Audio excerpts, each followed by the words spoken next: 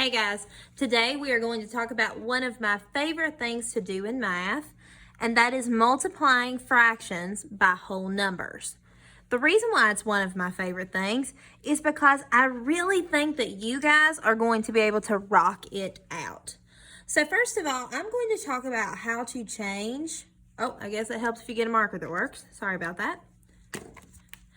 The first thing I'm going to talk to you about is changing a whole number into a fraction, okay? So if I'm dealing with the number 4 and I want to change it into a fraction, I'm just going to stick a 1 underneath it. If I wanted to change a 5 into a fraction, I'm just going to stick a 1 underneath it. And I promise you that when you multiply fractions, that's going to be very, very valuable information. Let me show you how we do it now. My first fraction by whole number that I'm going to multiply is 4 times 7/8. 4 times 7/8.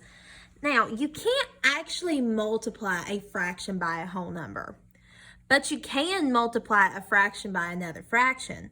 So what you're going to do is take that whole number and change it to a fraction, and I just showed you how to do that. Take the 4 and you put it on the top. Now, you multiply 7/8. And the really cool thing about multiplying fractions is that you just multiply straight across. So I multiply 4 times 7, and 4 times 7 is 28. That is my numerator. And now I have 1 times 8, and that is 8, and that becomes my denominator. Now, I can't leave it like this, okay?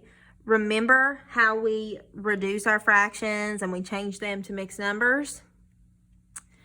Yeah, remember that an improper fraction is a number that is bigger on the top than it is on the bottom.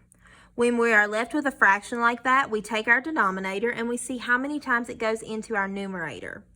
So I need to determine how many times 8 goes into 28. So when I think about my multiplication facts, I know that 8 times 8 is 1, 8 times 2 is 16, 8 times 3 is 24, 8 times 4 is 32.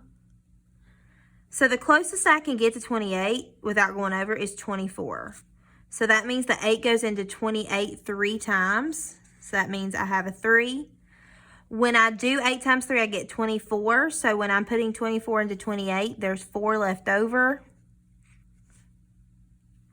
And then my 8 stays the same. But I can still reduce this because 4 goes into both 4 and 8. So I have to divide the top by 4. I have to divide the bottom by 4, and when I do that, I get 1/2. So my answer to this problem is 3 1/2. Let me show you a little trick though, okay? And I'm going to use this same problem so that there's no confusion.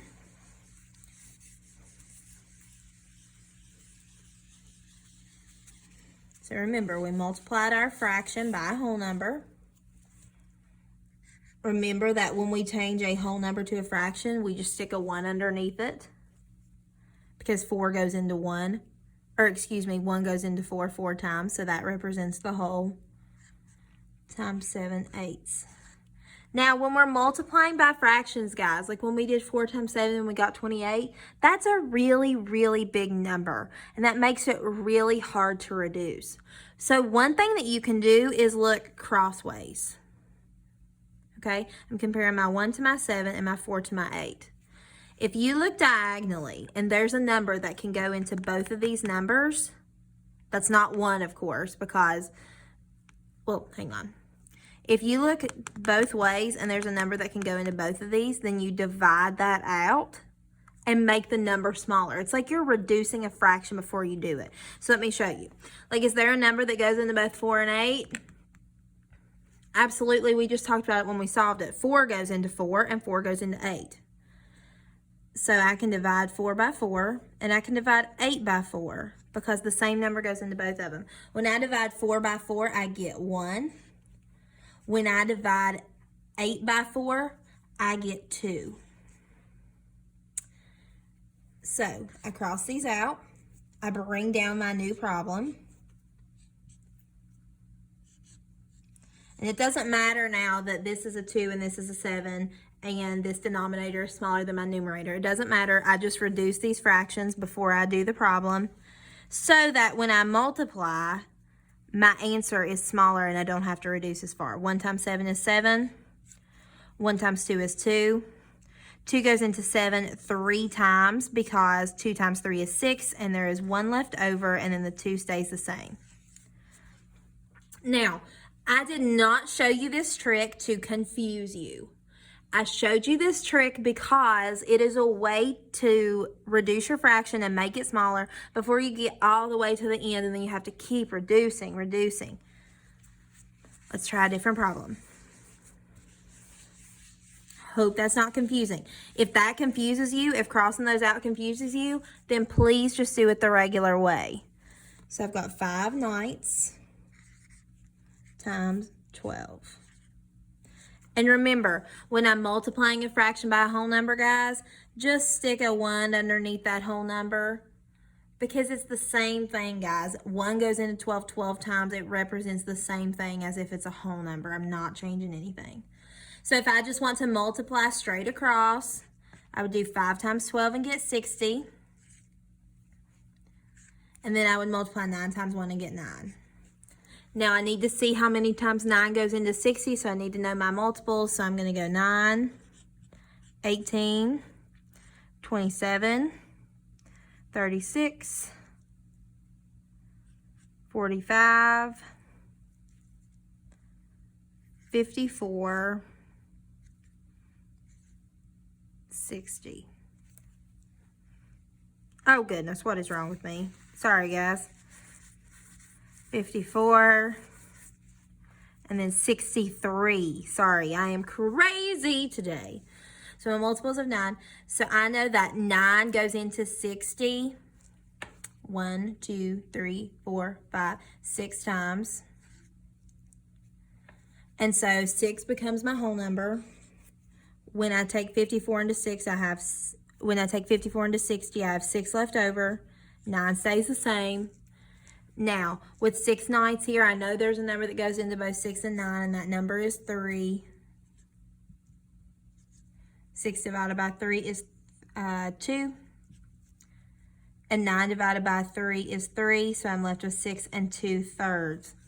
That was a long process, and even your teacher had some trouble with this part. So that's why I show you that cross multiply trick where you reduce before you get to the end. So looking at this, I know that my answer is 6 2/3, but let's try the way that I showed you.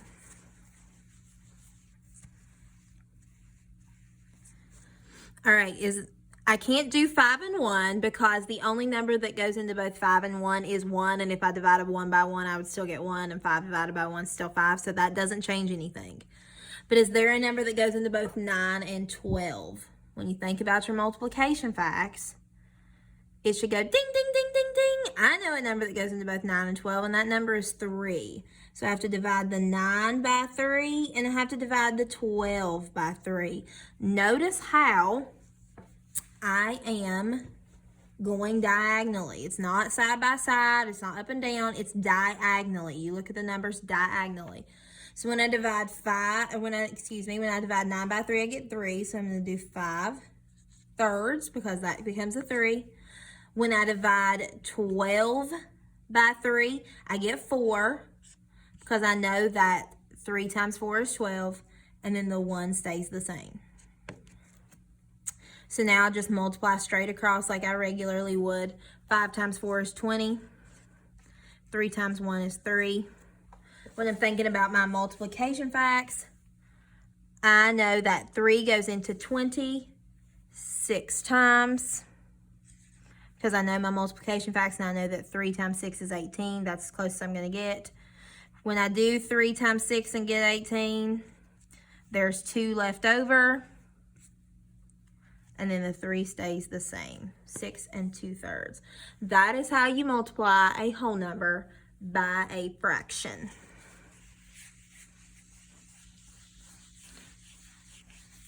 Let's go ahead and try one more. Sorry guys, I have to cheat off my math book.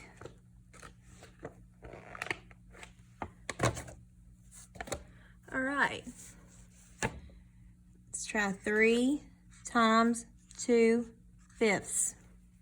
Now remember, like I've told you earlier, when you multiply by a whole number, just stick it over top of a 1. That's all you need to do. Then you just multiply straight across. Now looking at these, I can't do anything diagonally, can I? So, because there's not a number that goes into both 1 and 2 other than 1, and there's not a number that goes into both 3 and 5 other than 1, so that won't work. So I just need to multiply straight across. 3 times 2 is 6. 5 times 1 is 5. Now, if you leave this like this, guys, that is not in simplest form. That is an improper fraction. That is not the simplest form. You need to do 5 into 6. 5 goes into 6 one time with 1 left over, and the 5 stays the same. So the answer to that problem is 1 1/5. Remember, simplest form. You cannot leave an improper fraction.